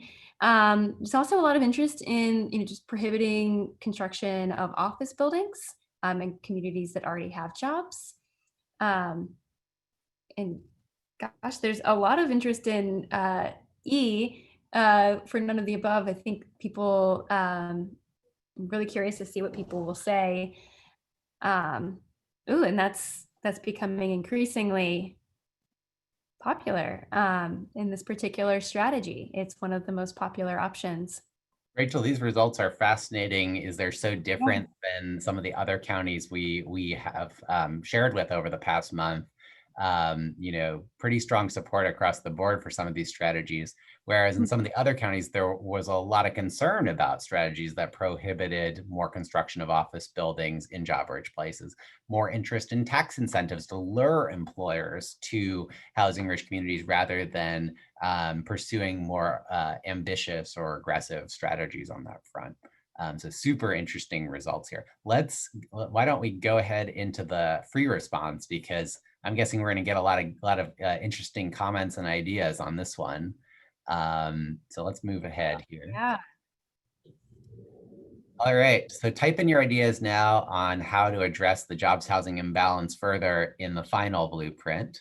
I'll note here that as we talk to different communities, there's been a lot of interest in making sure that there are jobs at all different skill and wage levels across the region. So it's not just a matter of moving the tech jobs from Silicon Valley and trying to get Google to build an office in Walnut Creek. It's about making sure there's middle wage job opportunities out in the East Bay and the North Bay that are a good skill match with some of the residents who live there, that kind of spectrum of economic opportunity. So Rachel, what are some of our initial commenters saying? There's some different opinions about what the job talent balance looks like and whether it should be in the community or at a different sort of scale, as there's some people who express interest in working in a different place in which they live. And so there's like some diversity there in terms of what people want and what their idea of balance looks like, which I think is an interesting point for sure. We have more comments about, Prop 13 here. And let's see here. There's also requiring a balance between commercial versus residential development approvals at the local level. And lots more comments coming in here. Rebuilding Main Street and housing dense neighborhoods, which I think is a comment about retaining more of that mixed use in some of these neighborhoods. It's great. And is there anything standing out to you this far, Dave, that we're seeing? Ooh, lots more coming in. Kind of adding to what you said, I think we're hearing some comments from folks about housing following jobs, not the other way around. I think our initial analysis seems to back up that very bold strategies on the economy would be needed to shift the location of jobs. But also saw a comment here that we need to have a quality lifestyle to require which requires different environments for work and life. And several commenters have brought up Prop 13, maybe what's known as the split roll idea, where Prop 13 could be repealed for commercial developments, but commercial buildings, but not for residents who often rely on it. Other comments about limits on commercial development in job-rich cities, unless a consummate amount of housing is also being built. The commission and the ABAG board did discuss that idea in January. It was not included ultimately in the draft blueprint. Instead, we went with this kind of fee-based approach, impact fee-based approach, which didn't prove sufficient in its current form to achieve the goal.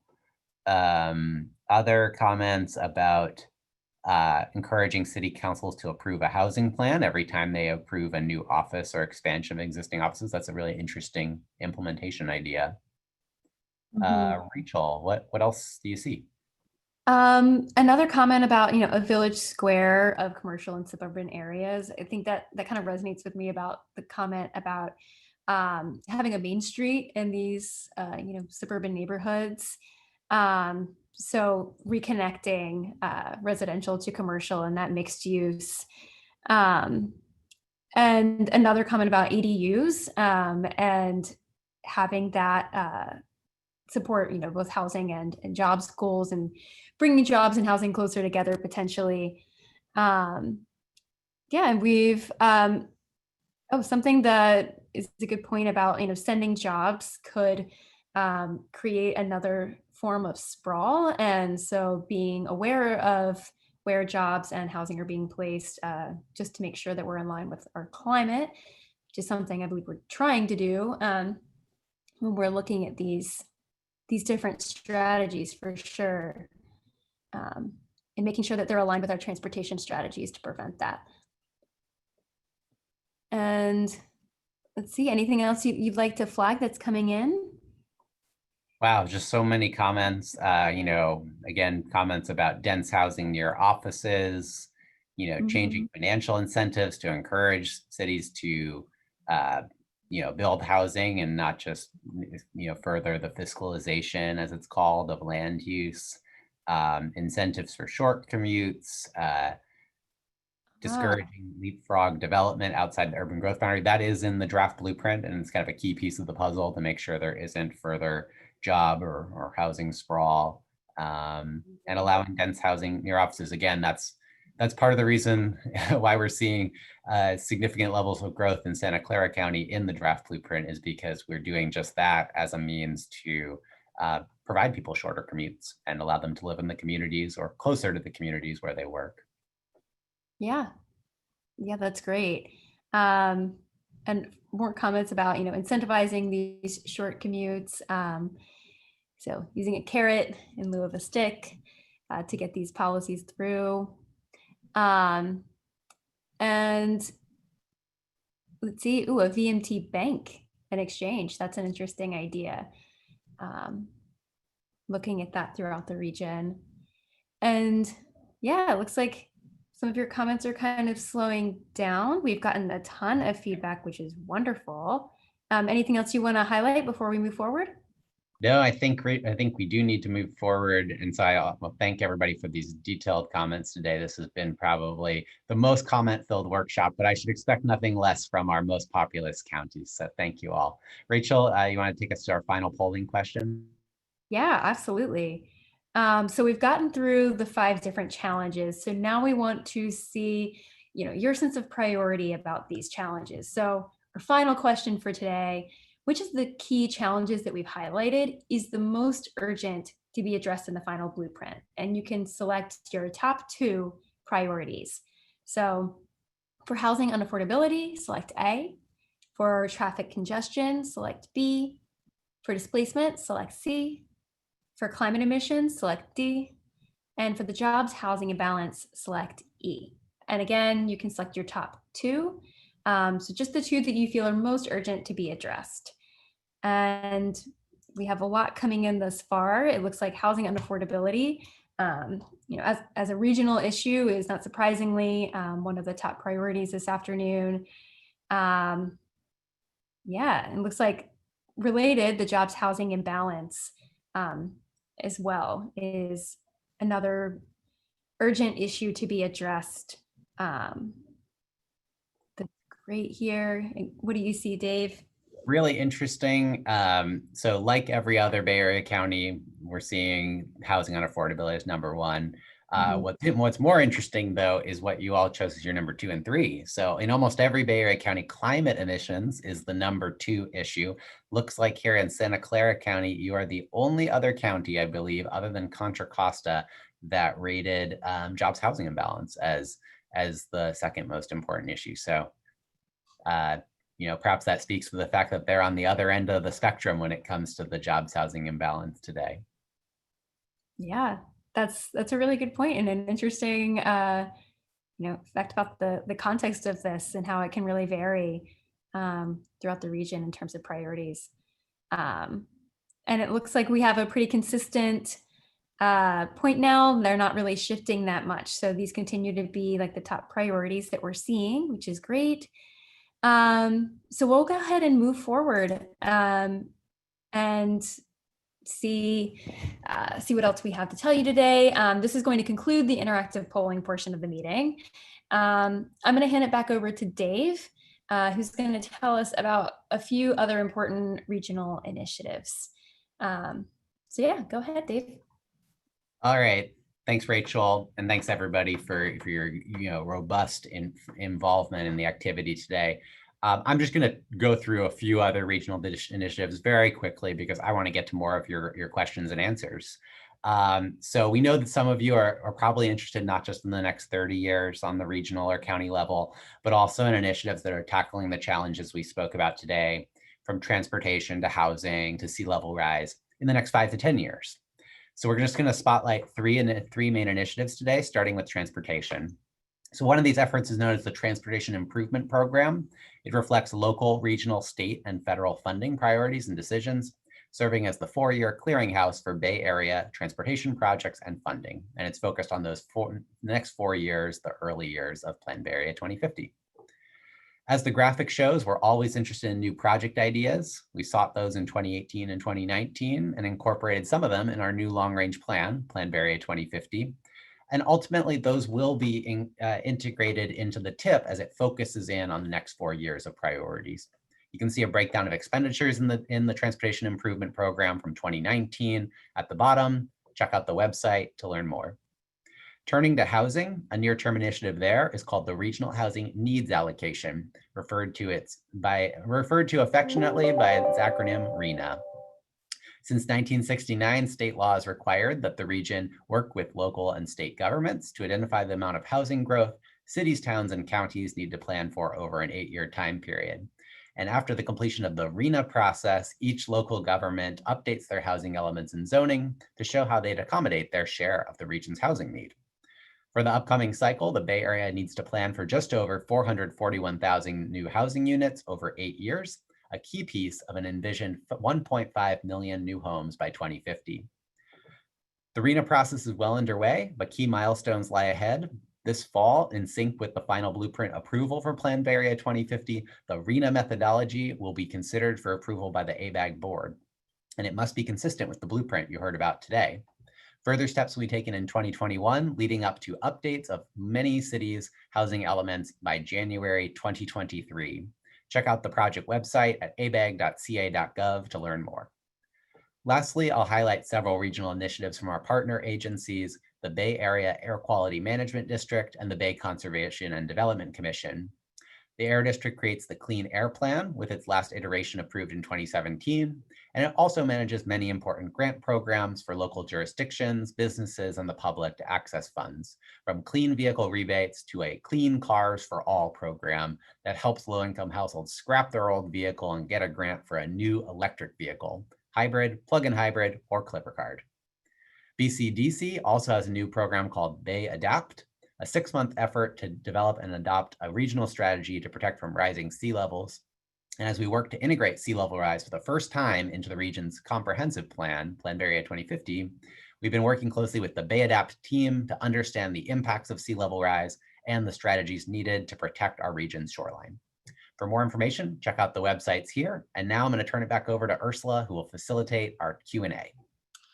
Thank you so much, Dave. Thank you to Rachel. For the remainder of our time here, we're going to read more of the questions in the Q&A. And if we have any time at the end, we will also read some of the comments. We've also had some comments on the YouTube,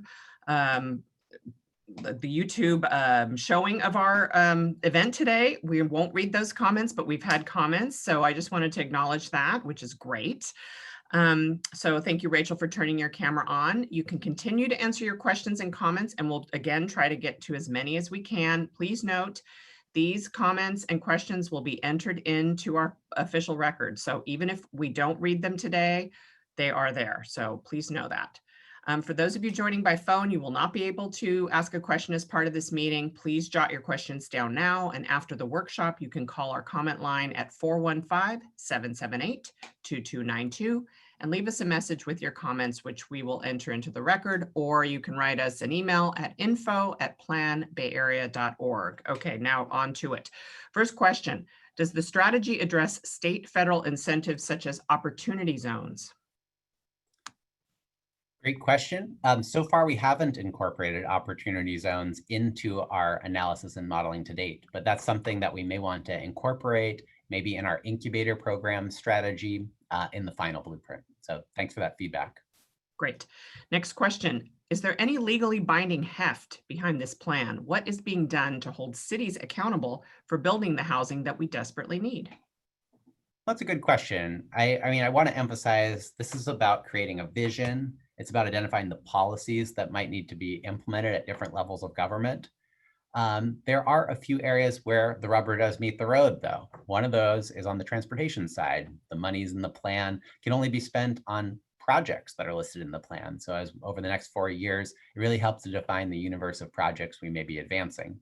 On the housing side, the teeth really come through the RHNA process.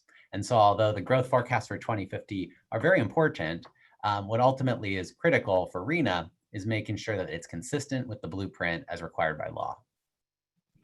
Great, thank you, Dave. Next question/comment. Appreciate the strategies for promoting more safe pedestrian and bicycle infrastructure. Caltrans has an approved bicycle plan and is currently working on a pedestrian plan in District 4, and local jurisdictions are working on complete street policies and programs. How do you envision Caltrans, regional transportation agencies, and local agencies coordinate on future planning and improvements to bicycle and pedestrian infrastructure systems in the Bay Area? Well, there's going to be a great opportunity to do that in the next few years. MTC and ABAG are developing a new active transportation plan. We actually haven't updated our regional bike plan for more than a decade, and that's going to provide a forum for all of the different state and regional and local partners to get together and envision, if the final blueprint has the 7,000 miles of bike infrastructure, where might that be located? What might be the needed policies and investments to advance that in the real world? And I think we're hopeful that this is one of the types of projects that could be advanced more quickly than these multi-billion-dollar rail lines that will take decades to move forward. Okay, our next question is sort of how we're rolling out our plan and how we're bringing it out to the public. Next question, is part of the strategy plan creating illustrations or diagrams of what we could look like? Examples are complete streets with dense affordable housing adjacent to transportation with environmental climate change protections. I find that they really do help people have a better understanding of the vision. Thanks for that feedback. I think we actually did kind of a fun art contest a few years ago that had people envision some of that, but we may want to do more in the realm of visualization next year as we roll out the final plan. So thanks for that feedback. Next question, who will oversee the different transportation projects so they connect seamlessly once they are completed? So the transportation landscape, as I'm sure this commentator is aware of, is a complex one with a lot of players in the region. And there's a lot of great discussion happening through the Blue Ribbon Transit Recovery Task Force about how we could re-envision that system. We're going to recommend out of the Plan Bay Area 2050 process, the need for reforms on the project delivery side in order to ensure that seamlessness, but also to reduce costs, which have been increasing exponentially over the last few decades for these infrastructure projects. But I think it's an interesting question because it brings up all sorts of different options, from whether construction could be more coordinated across the region, whether there's a need for as many transportation agencies and transit operators as exists now. There's the time is ripe for maybe some re-envisioning in the years ahead. Great, thanks, Dave. Next is a double-faceted question, multifaceted. An San Francisco Chronicle story on the plan showed a map of 44% job growth in Santa Clara County between the years of 2015 and 2050, by far the highest of any Bay Area county. How does that match existing jobs by county? For example, what counties currently have the most existing jobs? So I'll let you answer that question first, and then there's another. Sure. So Santa Clara County does have the most existing jobs today. Ballpark, it's about 28% of all jobs in the region. So the growth projection is greater than the share today, but it's also in the same league, reflecting the fact that Santa Clara County is our biggest job center today. As we take in all this feedback, I think we'll be looking at strategies on whether we should maintain that, whether we should try to disincentivize further job growth in Santa Clara County and should distribute it more evenly through the region. But it really comes down to finding public policies that are, that are workable, that have support, and that would actually be effective in achieving that aim. Great. Next, the second question, how does the plan work to link transportation investment in places like Santa Clara County that will see so much job growth? I think I touched on this a little earlier, but I'll just add to what I said earlier. Our investments are all about linking together these growth geographies. So whether it's BART to Silicon Valley Phase 2 that links a series of priority development areas in San Jose, or the Stevens Creek Light Rail Line that connects many of these transit-rich and high-resource areas in western Santa Clara County to the center of the South Bay in San Jose. It's all about making sure we're making transportation investments that connect those places to enable folks who live there to take modes of transportation other than a car. And that's helping us with those mode share results that you saw in the presentation today. Great, thank you. Okay, next question.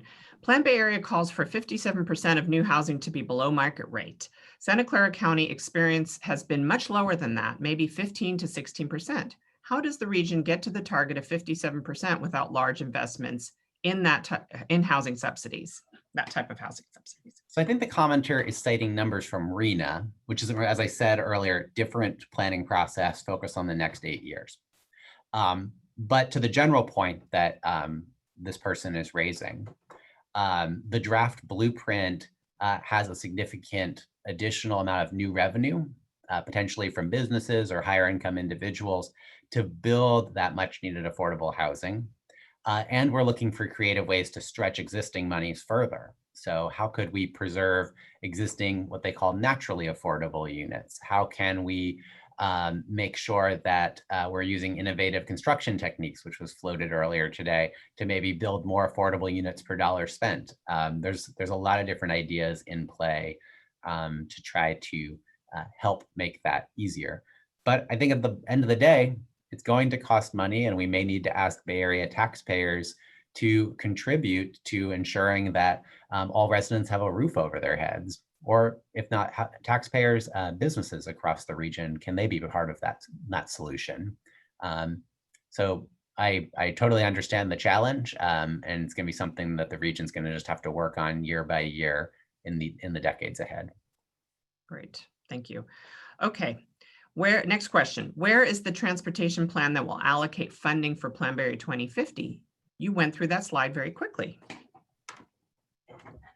Good question.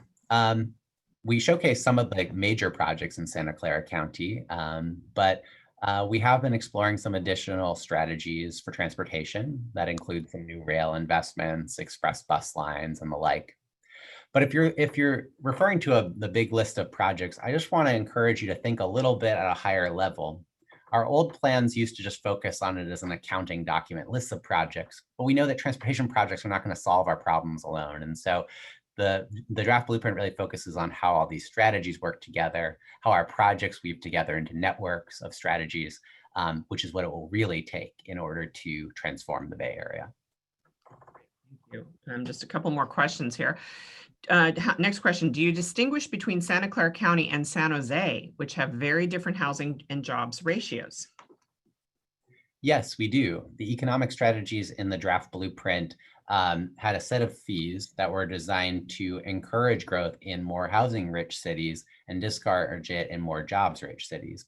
And so that, in part, is why you see, again, pretty robust job growth in the city of San Jose. In the draft blueprint, it had a much lower impact fee structure for those jobs than places like Palo Alto or Cupertino that are very job rich. Okay, I'm going to close out our questions with a question on RENA. Why did the RENA numbers go down over the last 3 8-year periods and is now almost 2.5 times the previous 8-year period? Considering working from home is getting accepted, why do Santa Clara County cities have high RENA numbers? Well, there's a lot to unpack in that question. I may not be able to do it justice in a few minutes of response, but I'm going to try. So the RENA numbers for the Bay Area in previous cycles kept going down due to what you might argue is logical inconsistency. Basically, that the region kept underproducing on housing, and so its growth projections were assumed to slow, and then the future housing needs were projected to continue to decline as well. So basically, the symptom of the problem was causing the RENA numbers in previous cycles to keep going down. In recent years, legislators in Sacramento have recognized that that process had some limitations, and they passed some RENA bills and laws that reformed the process. And that basically included requiring the State Department of Housing and Community Development to consider things like overcrowding and overpayment in regions like the Bay Area, and make sure that the RHNA numbers didn't assume that those things keep getting worse, but try to make them better. And so that's why we saw the RHNA numbers increase so significantly this cycle, is because those RHNA, the reforms passed in recent years, caused the state to assign a higher RHNA number than in the past. Now to the second half of the question, just briefly, the draft blueprint focuses a lot of the growth in the South Bay, in part because of the high resource and transit-rich areas. And the RHNA process is looking at some of those same things as well, especially high resource areas. And so some of the RHNA methodologies that are under consideration right now involve focusing growth in those places. And that's why you see higher RHNA numbers for South Bay cities than in past cycles. The combination of a larger regional number and a greater focus on high resource areas being part of the puzzle, a key piece of the puzzle. Dave, thank you so much. Very detailed and excellent answer to that question. So I'm going to turn it over to Leslie, who was going to walk us through the remainder of the workshop. And please note, we have all your comments are in the record. Thank you so much.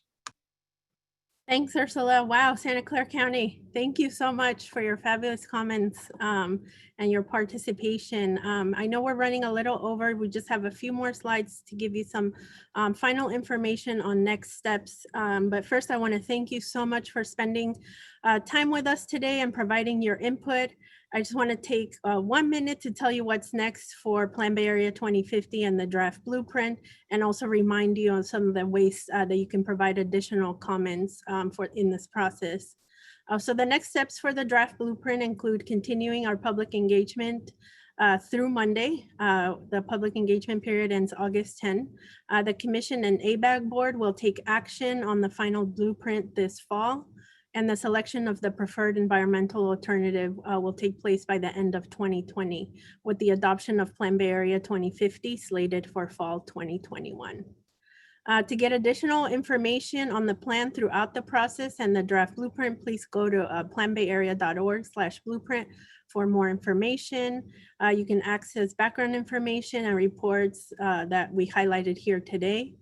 And then you can also see the video. Again, that's planbayarea.org/blueprint.